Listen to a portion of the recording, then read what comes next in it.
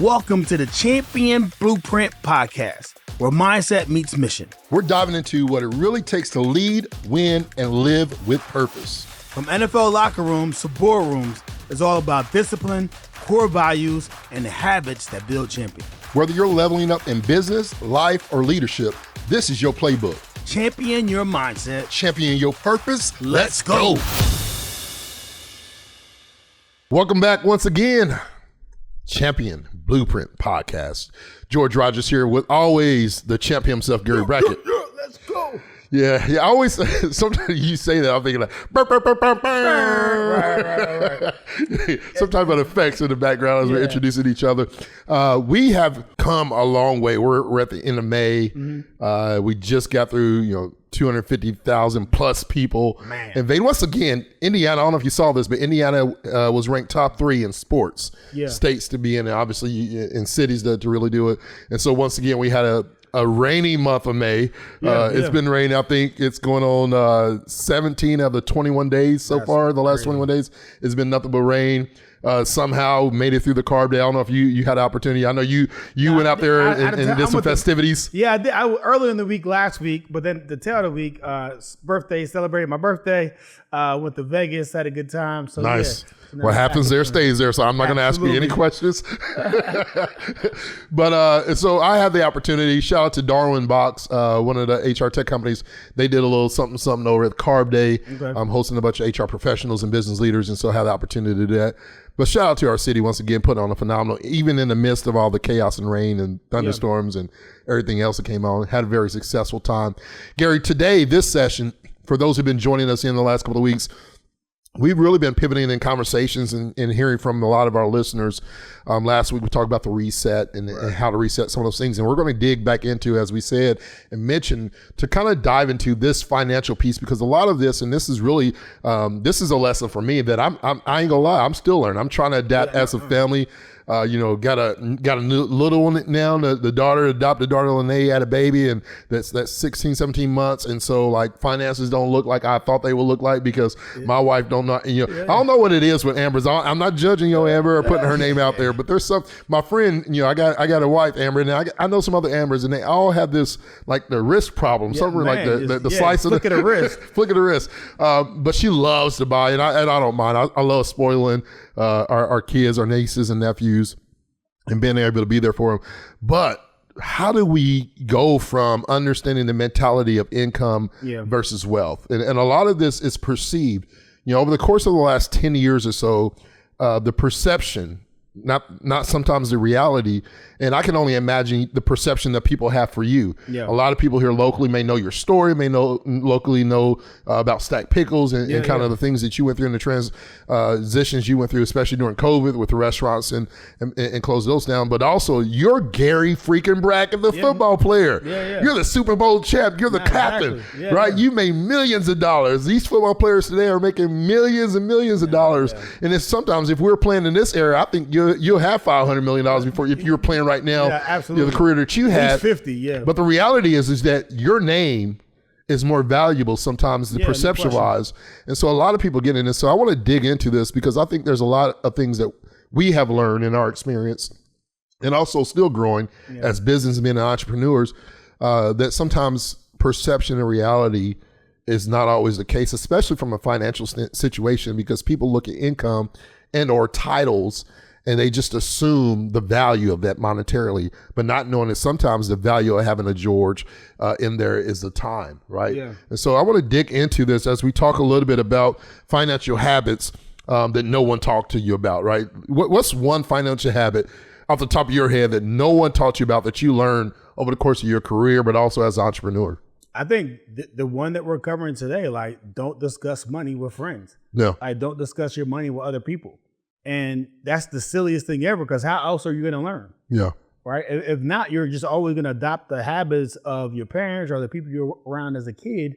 If you never go out and try to educate yourself or have conversations about money and what people do and what kind of some of their habits that you could kind of, lean on and learn from and kind of adopt your own. So I think just the whole thing, don't never let the left hand know what the right hand is doing. Yep. Right? So I think just that conversation about money, period, is something that was taboo in my house growing up, and I know for a lot of other people's households as well. Yeah. I think that the biggest thing is you talk about, don't let the right hand know what the left hand is doing. Rewiring money behaviors is sometimes a struggle for a lot of people. I remember early on in my marriage, Amber was she was not with the Dave Ramsey plan, right? Oh yeah. Pay she off had everything. Yeah. It was but it was also perception. She saw a family, a couple at a restaurant, and they had their little envelopes, and she said, "I don't want to dress like that." Yeah. But sometimes it's the mentality that I always got as I was growing in the retail space, but also as a leader with different titles that people assume that comes the income. And one of the biggest perceptions that I always had was, oh, you got money. Yeah.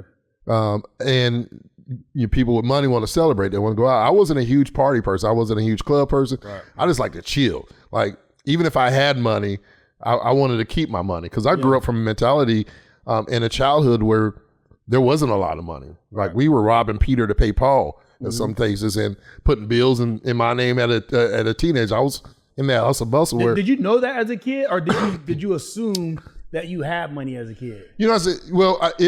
As I became a teenager, I realized it. Yeah. When I was younger, because my cousins, they don't like me as much. They love me now, but they didn't like me growing up because I was grandma's baby. Yeah. Right. I was George. I was a golden child in the family. When I was adopted, even in then, I was kind of like the golden story. And so I didn't know as a young person because grandma always took care of me. If I wanted something, there was nothing that I was without at a young age. As a teenager, middle school, high school, that's when I started realizing, man, I ain't got nothing. Yeah. Right. When I realized that, it was because like my mom never drove cars. Her anxiety wouldn't let her do that. Right. So we were always on the bus systems or getting a ride or a taxi. And so that's when I realized, man, I ain't got nothing. When I got to call a friend to be able to make it a practice. Yeah. Right. And some of that was an embarrassment for me because it's like, man, I don't want to ask somebody for something because I've never had to ask. Right. Yeah. And so if grandma couldn't take me or, if Keith couldn't take me, it was like, man, I couldn't make it. So I realized, the moment I realized I was poor, it was school lunch. Oh yeah. Right. School lunch. Yeah, it was like, oh, I got it. Why are they eating that? Yeah. Right. Or I couldn't go to high schools. Like I couldn't do that. Like back in the days, this is how old I am. We owed a little bit, but you remember 49-cent cheeseburger Wednesday? Oh yeah. I used to go and bag about 10 of those suckers, and I'll flip them for $1.50 because I was skipped out of school. Ben Davis High School, right around the corner was McDonald's. Man, and we finessed our way out of there a few times. Seniors could leave, juniors and seniors could leave a little bit. Yeah. Our seniors could leave back in our school. And so I would always do that. And so I was always on a hustle, like entrepreneur. I was always selling something, double or nothing for a lot of those things. But I didn't realize what I didn't have because we made it with what we did. And we made it look like, we took chicken poop, and I want to cuss on our radio. Chicken poop and made chicken salad out of it. We made stuff out of nothing.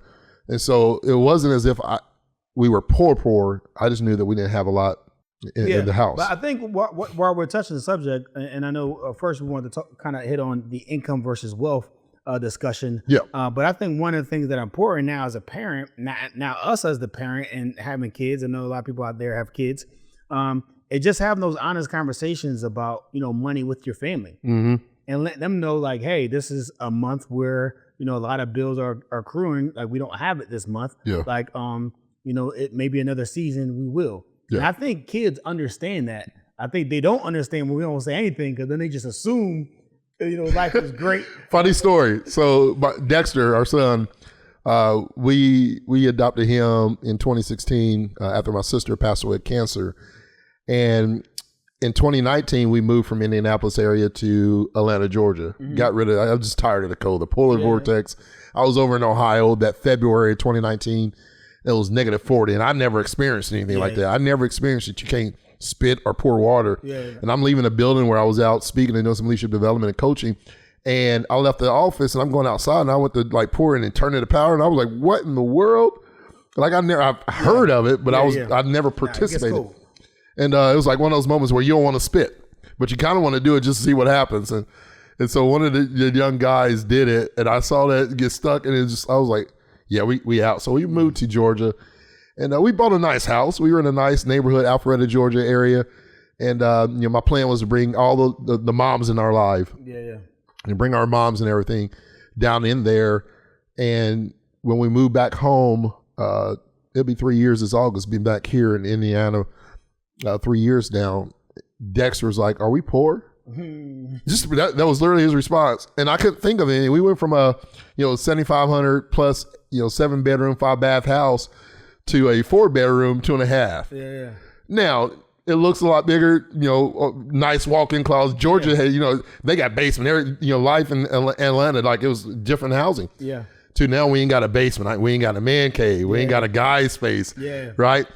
And I was like, what would make you think that we're poor?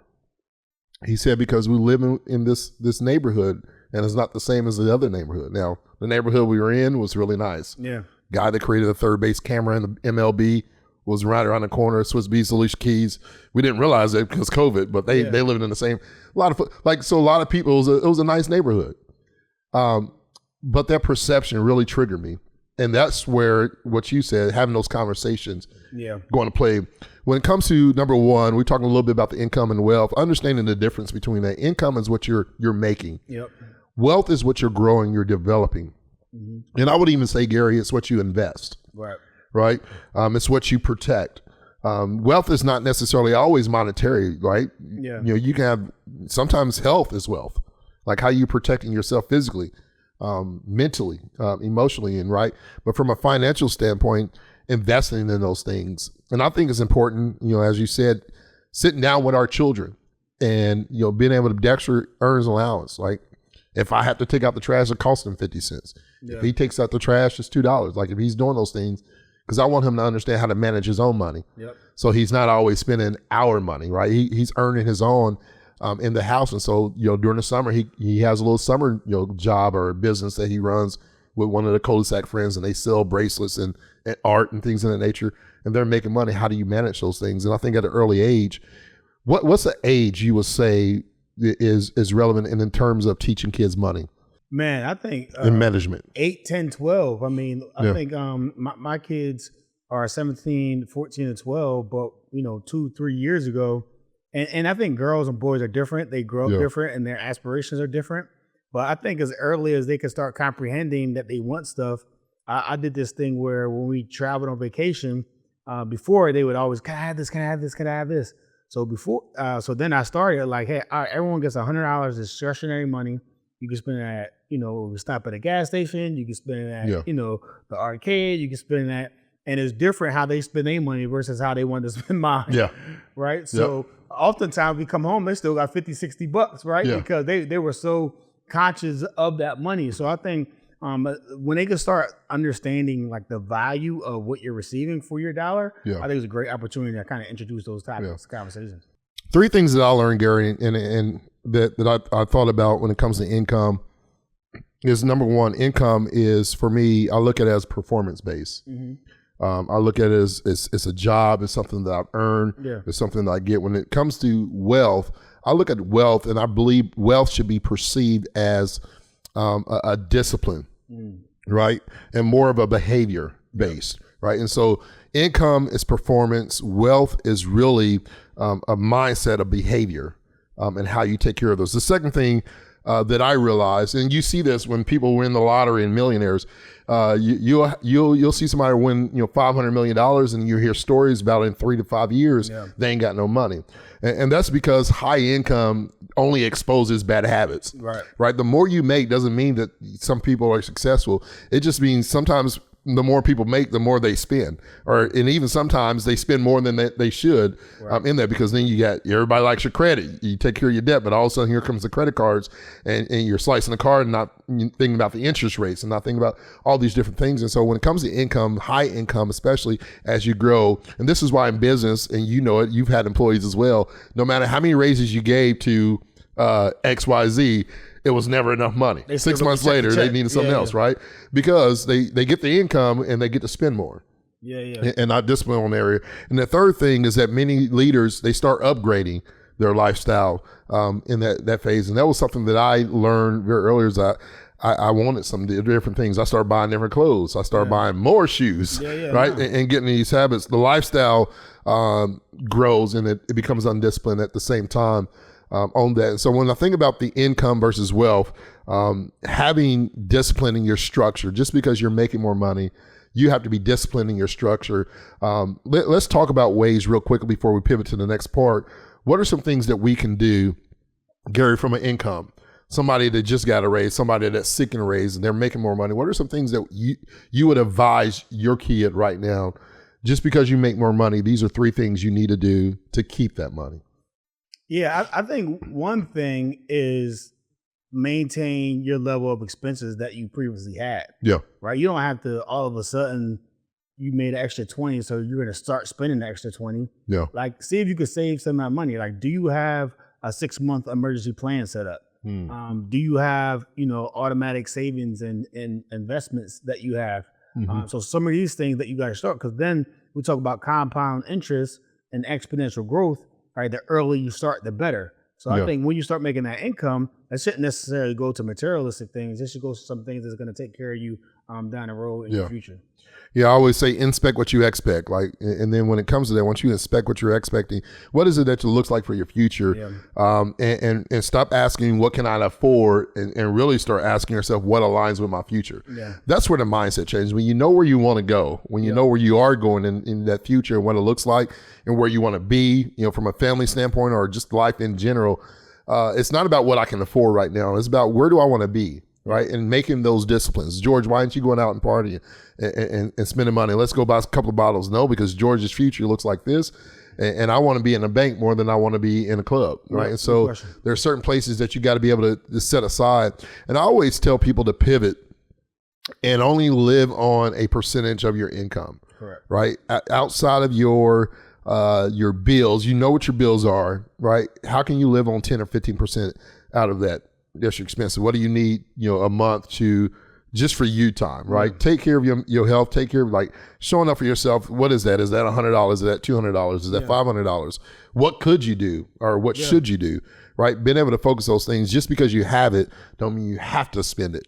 And that's the mentality. It's like, man, I got it. I can go spend it now, but you never know what the future holds. You never know if your company is going to pivot. Your job is secured, right? You just never know the unexpected. And we're seeing that a lot with a lot of companies in mass layoffs, is that you got to say, as you said, set up for the next 5 to 6 months. I always say 5 to 8 months. Do you have something in savings for emergency funds? Can you pay your mortgage, your rent, whatever you may be doing? Can you pay your car payment, your lease, right? Is your car paid off? Do you have that set aside for the next 5 to 6 months if something was to pivot in your life? What does it look like from a health standpoint, right? What if something happens that's outside of your insurance means from health and disabilities and things of that nature? Are you covered there? Like, being able to do that, and then start thinking about vacation, right? A lot of times in my household, early in our relationship was like, can we afford 2 or 3 trips? And we weren't thinking about, do we have 3 or 4 or 5, 6 months where we're stayed up, right? It was about experiencing life. You can't it was the mentality. I'll tell you what the mentality was. I can't take it when I die. Yeah, I only live once. Yep, you only live once. Yeah. All these things will keep you stuck in your exact same spot, because you only live once, but you gotta it's gonna last a long time. Yep. So you gotta make sure that you're thoughtful about how you're spending your income and what you're saving, what you're putting away, what you're investing. And to move on to the next is that what happens when income becomes a stress factor, right? I think about this in my life, and I can call out many stories and experiences where when finances get tight, my mind gets tight, right? Performance gets tight, right? I'm thinking about how's this going to impact. I got to do something on side of hustle because that check ain't coming for another week. What can I do right now to, again, rob Peter, pay Paul? And so the impact of living in a stressful income environment, the toll that it takes on you is even heavy, right? We think about, as I said, the performance, the mindset. We talk about relationships. If you're in a relationship, if you're married or in a relationship with a significant other, and finances are tight, but you're used to paying all the bills, but money ain't falling the way it is, and having to depend on somebody else, and you try to be independent. There's a balance there. Tension begins to rise in your relationships. We talk about all the ships that we can be on from relationships to marriage, to the business, to friendships, and the chaos that happens with that, and the impact that happens when money is not right. How does stress of income affect you as a man? Just from a man's perspective, we can't talk a lot about the females. You will bring somebody in for that if we need to, but just from a man, the mentality of you're the man of the house. You got to take care of the family. You got to take care of the kids. You got to make sure the business is good. Yeah, I think for me, you talk about the growth mindset versus a fixed mindset, right? Yeah. Finances are good. The growth mindset. What am I investing in? How am I planning? How am I doing things? When things get tight and that stress starts, you get very fixed in what you're doing. Yeah. And I probably get short with my kids, right? Like, hey, what are you doing? Like, or how much are you spending? Right. Yeah. And I'm watching every penny. And when you show up to work, you show up different. And I think you're shorter. And I think some of those things kind of affects you. So money is one of those key pillars. We talked about health and physical and relationships. All those things are pillars in your life. Money is one of those huge pillars. When things aren't right, man, that stress builds up. A lot of marriages suffer because of money, right? And divorce is probably the highest thing, right? Up there in sex. So I think just making sure you don't back yourself into the wall and wait for an emergency to start your plan. Yeah, I think it's critical because it will haunt you. I want to close this segment and this episode out with giving 3 invisible habits that we believe keep high earners stuck. Right, these are just 3 things, and we can name out plenty more, but just 3 that I believe that it's not an obvious mistake at times. Sometimes it's those secret habits. Yeah. Sometimes it's not being able to say no or not knowing when to say no, right, and cut things off. For me, it was always those unknown patterns, right? It was when you live so long and you do what you do, you don't realize the habits that you're living. It's just a lifestyle. You don't realize the bad habits you have. I want to talk about the first one. I'm gonna name them all first. Okay. And then let's go back and talk to them. Number 1, the first habit that we're gonna talk about is the lifestyle creep. All right, disguised as reward. Number 2 is the avoidance of financial visibility, and number 3, earning more instead of managing better. On the first one, the lifestyle creep, every raise leads to more expenses, right? Every time you get those things, celebrations become your permanent costs, right? You're celebrating this moment. You're celebrating that reward. People are depending on, oh, you got a raise. Can you go ahead and take care of this meal, right? George got it. Gary's got it. Yeah. And there's sometimes it's I deserve this, right?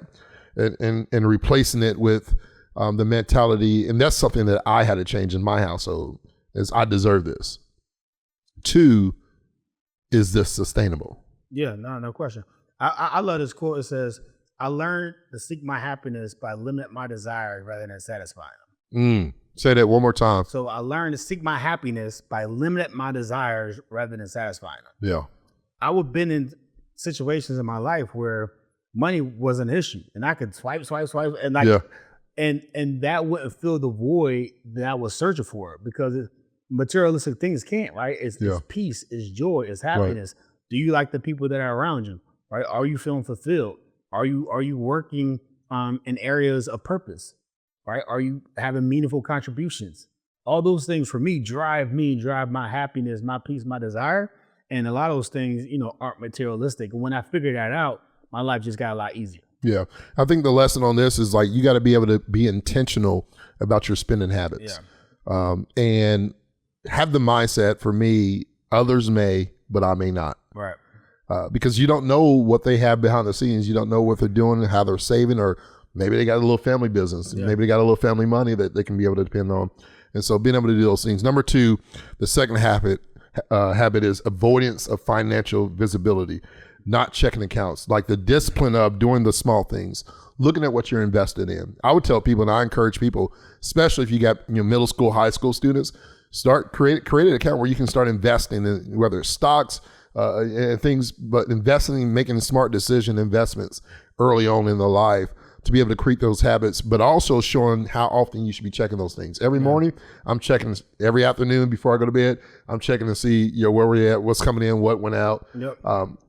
Earlier on, I didn't care. I just assumed, I got this much, right? Growing up, we had the checkbooks. Yeah. Absolutely. Like, and grandma used to make us. I was like, it's so interesting. You went away from checkbooks and you just went to assumptions. Yeah. For a lot of people's lifestyle, that they went away from that daily expense, but having some type of spreadsheet. There's different accounts and apps nowadays that you can be able to align with your bank account, but having it structured to where there's a daily check-in with what you have coming into your life, and making that discipline that others may not. What's a daily habit? What's something that we don't do?